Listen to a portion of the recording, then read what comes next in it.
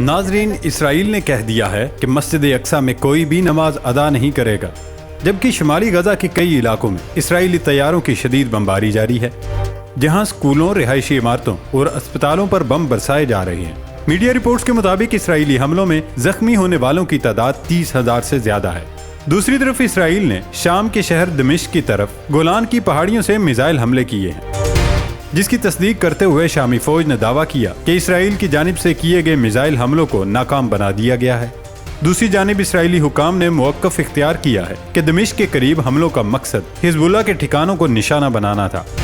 غیر ملکی media reports کے مطابق شامی فوج کے فضائی دفاع نے آج صبح دمشق کے آس پاس اسرائیلی جارحیت کی تصدیق کی ہے اور بتایا ہے کہ اسرائیل کی جانب سے کئی مقامات کو نشانہ بناتے ہوئے گولان کی پہاڑیوں کی سمت سے میزائل حملے کیے گئے ہیں۔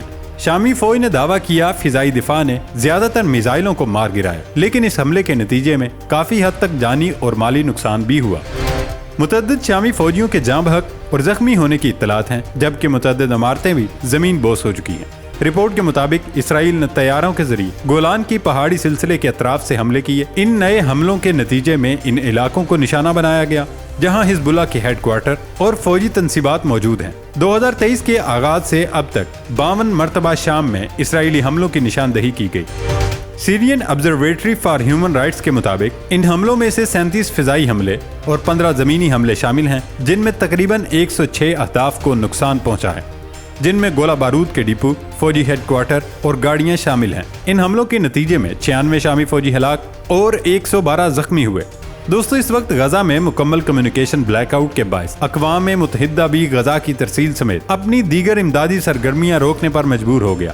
اقوام متحدہ کی ایجنسی برائے فلسطین پناہ گزین کی ترجمان جولیٹ ٹوما کا کہنا تھا کمیونیکیشن بلیک آؤٹ کے باعث رابطے کٹ جانے سے جمعے کے روز سے غزہ کے لیے غذائی اشیاء سمیت دیگر امدادی سامان کی ترسیل بند کرنی پڑ گئی ہے۔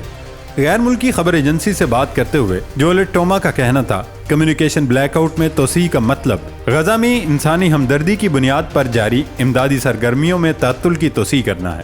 غیر ملکی خبر ایجنسی کے مطابق اقوام متحدہ کی جانب سے غزہ میں بڑے پیمانے پر بھوک و افلاس پھیلنے کا خدشہ ظاہر کیا گیا تھا، تاہم اس تشویشناک صورتحال سے نمٹنے کے لیے کوشاں عالمی ادارے کو بھی اب مجبوراً غذائی اشیاء کی ترسیل سمیت اپنی دیگر سرگرمیاں روکنی پڑ گئی ہیں۔ اسرائیلی افواج کی جانب سے گزشتہ کئی ہفتوں سے غزہ میں بجلی، انٹرنیٹ اور ایندھن کی فراہمی کو مکمل طور پر روک لیا گیا تھا، جبکہ متاثرہ فلسطینی شہریوں کے لیے انسانی بنیادوں پر آنے والی امداد کو بھی محدود داخلے کی اجازت دی جاتی رہی، جسے ورلڈ فوڈ پروگرام اور اقوام متحدہ سمیت دیگر عالمی اداروں کی جانب سے ناکافی قرار دیا جا چکا تھا۔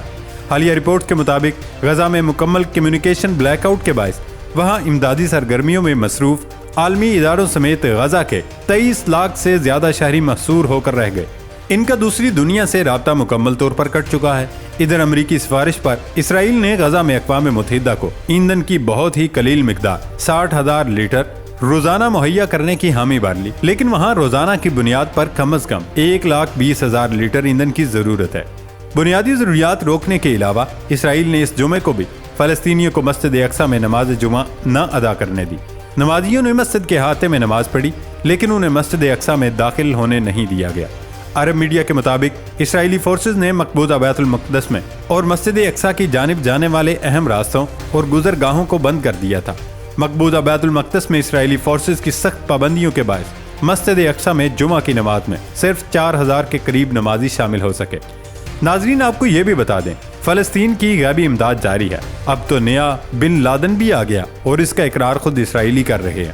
اسرائیلی وزیر دفاع نے غزہ میں حماس کے اعلیٰ عہدیدار کو نیا بن لادن قرار دے دیا۔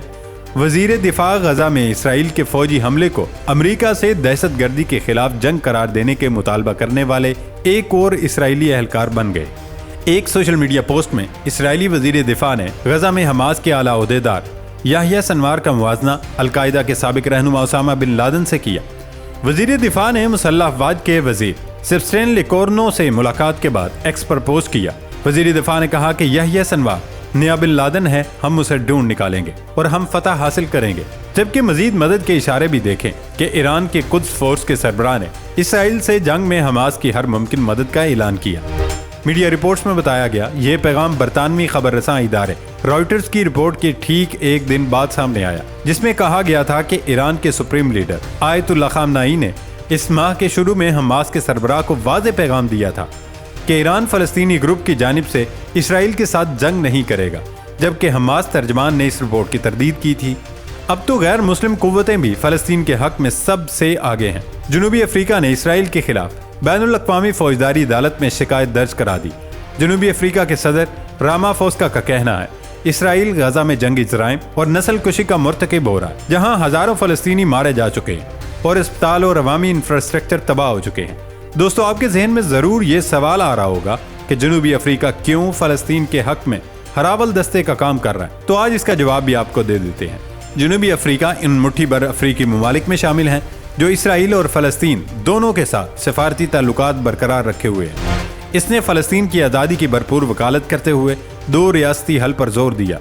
यूनिवर्सिटी ऑफ साउथ अफ्रीका के माहिर सियासियात लिसिबा टैफो के मुताबिक जनूबी अफ्रीका गुज़श्ता कई बरसों से मुस्तकिल मजाजी के साथ फ़लस्तीन की हिमायत कर रहा है। जनूबी अफ्रीका और फ़लस्तीन के दरमियान कई दहाइयों से तारीखी ताल्लुकात हैं और इनकी आज़ादी के लिए फ़लस्तीनी काज की हिमायत करना ज़रूरी है। फ़लस्तीन नस्ल परस्ती के खिलाफ जिद्दोजहद के दौरान जनूबी अफ्रीका के साथ था, जबकि बरतानिया और अमरीका ने कभी हमारा साथ नहीं दिया, लेकिन वो हमेशा इसराइल का साथ देते रहे। ये सियाको सबाक अहम है। जनूबी अफ्रीका की हुक्मरान जमात अफ्रीकन नेशनल कांग्रेस यानी ANC की नस्ल परस्त मुखालिफ और जनूबी अफ्रीका के पहले सियाह फार्म सदर नेल्सन मंडेला जमाने से ही फ़लस्तीन लिबरेशन ऑर्गेनाइजेशन यानी PLO के साथ तारीखी रवाबित रहे हैं।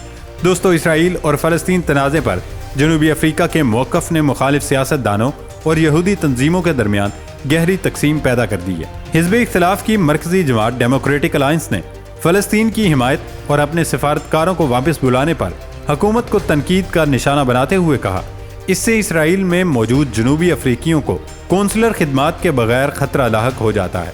इनका फ्रीडम पार्टी और अफ्रीकन क्रिश्चियन डेमोक्रेटिक पार्टी भी हुकूमत के तिल अबीब से अपने सिफारतकारों को वापस बुलाने के फैसले की मुखालिफ हैं। जनूबी अफ्रीका में बहुत से ईसाई हैं और कुछ अपने मजहबी अकायद की वजह से इसराइल के साथ हमदर्दी रखते हैं। डेमोक्रेटिक अलायंस के बहुत से यहूदी नजाद हामी हैं, जबकि दीगर जमातें जैसे पेट्रियाटिक अलायंस मजहबी वजूहात की बिना पर इसराइल की हिमायत करती हैं। यही वजह है कि 2 हफ्ते कबल जब पेट्रियाटिक अलायंस के रहनुमा गैटन मैकेंजी से फ़लस्तीन के हक में इसराइल के बारे में अपना मौक़िफ़ तब्दील करने का कहा गया, इन वजूहात की बिना पर जनूबी अफ्रीका उस वक्त पूरी दुनिया में फ़लस्तीन की आवाज़ बना हुआ है। नाज़रीन, दूसरी तरफ इंडिया में भी इंतखाबात करीब आ रहे हैं और जैसे जैसे इंतखाबात करीब आते हैं इंडिया में मजहबी और नस्ली फसादात शुरू हो जाते हैं, क्योंकि मोदी सरकार इसके बगैर कायम ही नहीं हो सकती। भारतीय रियासत मणिपुर में भी मामलात ख़राब हो रहे हैं। मणिपुर के बागी कबाइल ने अपनी हुकूमत कायम करने का ऐलान कर दिया है। मुआन टोमंग ने ऐलान किया कि अगर 2 हफ्तों में मोदी सरकार ने हमारे जायज़ मुतालबात पूरे न किए तो हम अपनी खुद मुख्तार हुकूमत कायम करेंगे। इंडियन मीडिया के मुताबिक मणिपुर में फसादात को शुरू हुए 6 माह से भी ज़ायद का अरसा हो गया। इस दौरान 1000 से ज़ायद अफराद हलाक और 6000 से ज़ायद बेघर हो चुके हैं। मणिपुर में अब तक 100 से ज़ायद पुलिस एहलकार हलाक, जबकि 5000 से ज़ायद सरकारी हथियार लूटे जा चुके हैं। मीडिया रिपोर्ट्स के मुताबिक 1 लाख से ज़ायद एहलकार तैनात करने के बावजूद हालात मोदी सरकार के काबू से बाहर हैं। मणिपुर में जारी खाना जंगी पर काबू पाने में मोदी सरकार मुकम्मल नाकाम रही।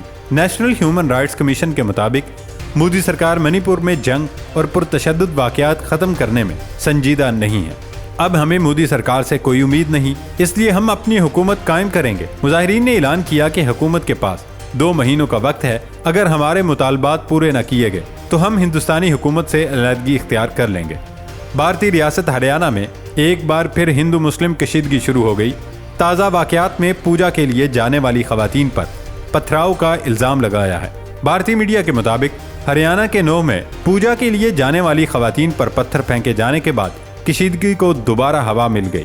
रिपोर्ट्स के मुताबिक पूजा के लिए जाते हुए कुछ बच्चों ने मुबैना तौर पर खवातीन पर पत्थर फेंके, जिससे 8 खवातीन जख्मी हुई। इन इल्जामात पर FIR भी दर्ज कर दी गई। आपको ये भी बताते चलें, 31 जुलाई को भी विश्व हिंदू परिषद की बुर्ज मंडल यात्रा पर हुजूम के हमले में फिरकावाराना झड़पों में 2 होम गार्ड और 1 आलम दीन समेत 6 अफराद की मौत वाक़या हुई, जिसके बाद पुरतशद्दुद वाक़यात दीगर मकामात पर फैल गए थे। नाज़रीन, एक तरफ भारत में हुकूमत की सरपरस्ती में फसादात हो रहे हैं, तो दूसरी तरफ हुकूमती सतह पर मोदी सरकार की नाकामी दुनिया भर को दिखाई दे रही है। भारत में 100 से ज्यादा इमदादी कारकुनों के चौथे दिन भी मुनहदम होने वाली सुरंग में फंसे मजदूरों को बचाने के लिए कोशिशें जारी हैं, लेकिन अब तक कोई पेशरफ्त नहीं हो सकी। खबरसां इदारे AFP के मुताबिक हिमालयाई रियासत उत्तराखंड में इतवार की सुबह से इमदादी टीमें मलबा हटा रही हैं ताकि 40 मजदूरों के बाहर निकालने के लिए रास्ता बनाया जा सके जो जिंदा हैं। जिला उत्तरकाशी के आला सरकारी अफसर अभिषेक रोहेला के मुताबिक हमारी सबसे बड़ी कामयाबी ये है, हमने इनसे राब्ता बहाल कर लिया और खुराक और ऑक्सीजन की सप्लाई जारी है। इनका मजीद कहना था कि उनके बका के लिए तमाम जरूरी इकदाम किए जा रहे हैं। उन्होंने कहा कि सुरंग के अंदर ऑक्सीजन डाली जा रही है और खाने के लिए खुश्क मेवाजात जैसी अशिया मजदूरों को दी जा रही है। जबकि नेशनल डिजास्टर रिस्पांस फोर्स के अफसर के मुताबिक इमदादी टीमों ने बजरिया रेडियो फंसे हुए मजदूरों से राब्ता किया। नेशनल डिजास्टर मैनेजमेंट के सीनियर एहलकार नजीत कुमार सन्हाए ने जाए वकूफ पर सहाफियों से गुफ्तगू करते हुए कहा वो पुरुम्मीद हैं कि बुध तक इन मजदूरों को निकाल लिया जाएगा। उनका मजीद कहना था जहां मजदूर फंसे हुए हैं वहां 5 से 6 दिनों के लिए काफी ऑक्सीजन मौजूद है। तामीराती मजदूर ने AFP को बताया जब इतवार की सुबह सुरंग मुनहदम हुई तो उसमें मौजूद थे, लेकिन दाएं जानिब होने की वजह से बच निकलने में कामयाब रहे। उन्होंने कहा थोड़ी मिकदार में मट्टी सुरंग में गिर रही थी, लेकिन किसी ने उसे संजीदगी से नहीं लिया। फिर अचानक मलबा बड़ी तादाद में आ गिरा और सुरंग को बंद कर दिया। हाईवे और इंफ्रास्ट्रक्चर कंपनी ने कहा कि टीमें तकरीबन 3 फुट चौड़ी स्टील पाइप को लगाने के लिए भारी मशीनरी का इस्तेमाल कर रही हैं, जिसकी चौड़ाई इतनी है कि फंसे हुए अफराद को मलबे से निकाला जा सके।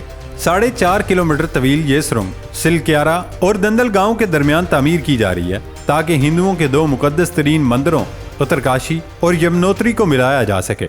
ये सुरंग भारतीय वजीर आजम नरेंद्र मोदी के पसंदीदा 4 धाम रोड प्रोजेक्ट का हिस्सा है, जिसका मकसद मुल्क के कुछ मशहूर हिंदू मंदिरों के साथ साथ चीन की सरहद से मुत्तसिल इलाकों के मुल्क के बकिया हिस्सों के साथ राब्ते को बेहतर बनाया जाए। भारत में बुनियादी ढांचे जैसे पुल और सुरंग वगैरह की तामीर के दौरान हादसात रूनुमा होते रहते हैं। जनवरी में उत्तराखंड में सैलाब में कम से कम 200 अफराद हलाक हो गए थे और माहिरीन ने इलाके में हद से ज्यादा तरक्याती कामों को हादसे का जिम्मेदार करार दिया था, लेकिन मोदी सरकार को फसादात बर्पा करने से ही फुर्सत नहीं है।